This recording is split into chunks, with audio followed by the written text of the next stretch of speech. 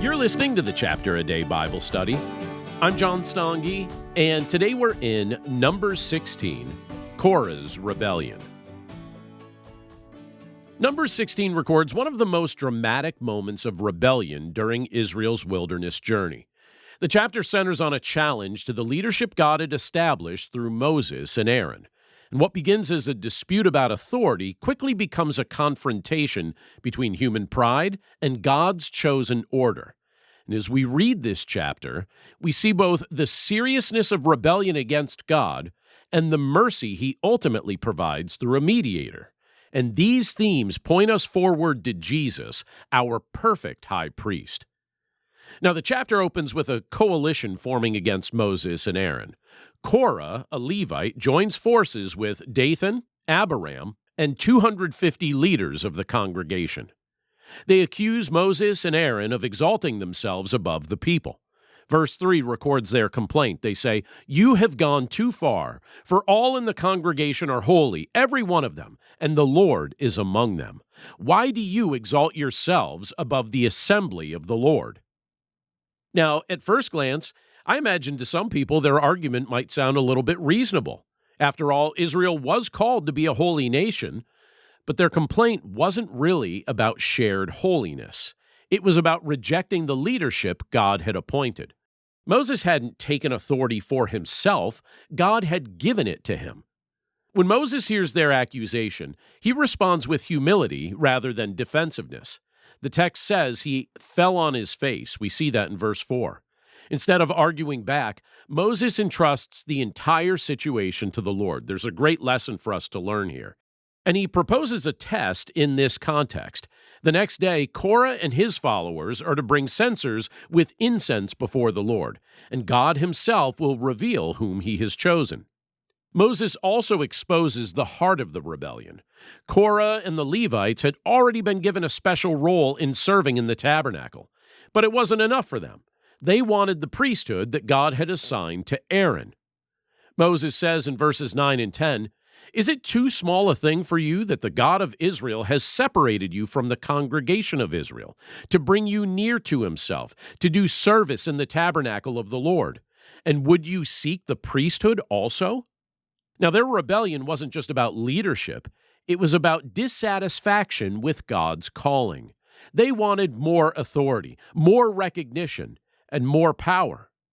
And this is a temptation people still face today. And I think if we're truly honest, many of us have had moments just like this in our own lives, because instead of being grateful for the place that God has given us to serve, I think it can be very easy for us to look at someone else's role and then think we deserve it instead. And Korah's story reminds us that pride can grow quietly in the heart until it erupts into open rebellion. Well, the following day, Korah and the 250 leaders, they present themselves before the Lord with their censers. The entire congregation gathers to watch. And suddenly, the glory of the Lord appears at the tent of meeting, and God announces his judgment. We read in verse 21, "Separate yourselves from among this congregation, that I may consume them in a moment."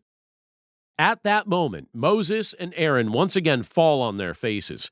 Instead of stepping aside and letting judgment fall, they intercede for the people. In verse 22 we read, "O God, the God of the spirits of all flesh, shall one man sin, and will you be angry with all the congregation?"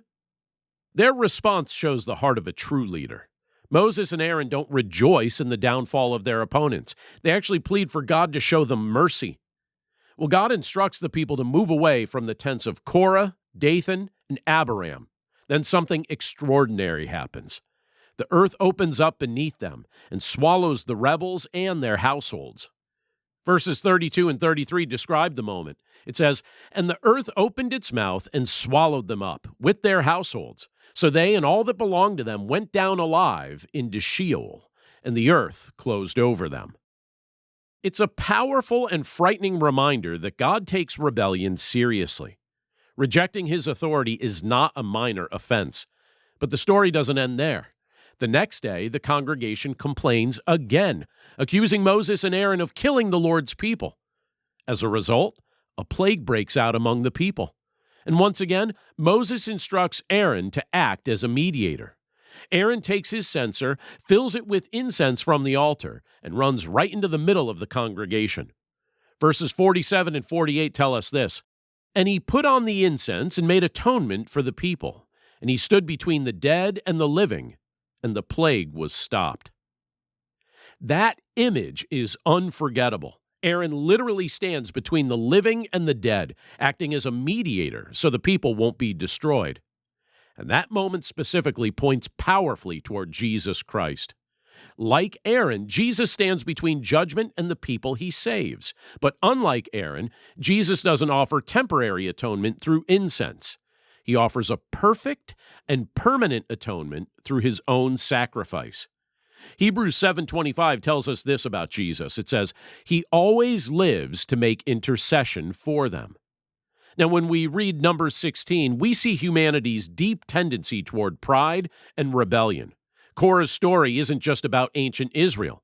It reflects something present in every human heart, my heart, your heart, all of us. We often resist God's authority and want to establish our own. But we also see the mercy of God in providing a mediator. Moses intercedes. Aaron stands between the dead and the living. Their actions foreshadow the greater mediation of Christ, because Jesus is the true and final high priest, and he doesn't merely stand between life and death. Through his death and resurrection, he conquers death itself. Because of Jesus, those who trust him don't have to fear judgment. He's already stood in our place. So Numbers 16 reminds us of two important truths. First, rebellion against God leads to destruction. And second, God provides a mediator who saves his people. When we read this chapter, we're invited to examine our own hearts. Are we resisting God's authority, or are we humbly trusting his plan? And most importantly, we're reminded to look to Jesus, the one who stands between the living and the dead. He offers mercy, he offers forgiveness, and he offers life to every single person who trusts in him.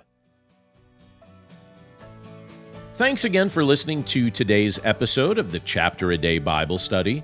For more resources to help you in your walk with Christ and your understanding of the Bible, please visit my website at BibleStudyHeadquarters.com.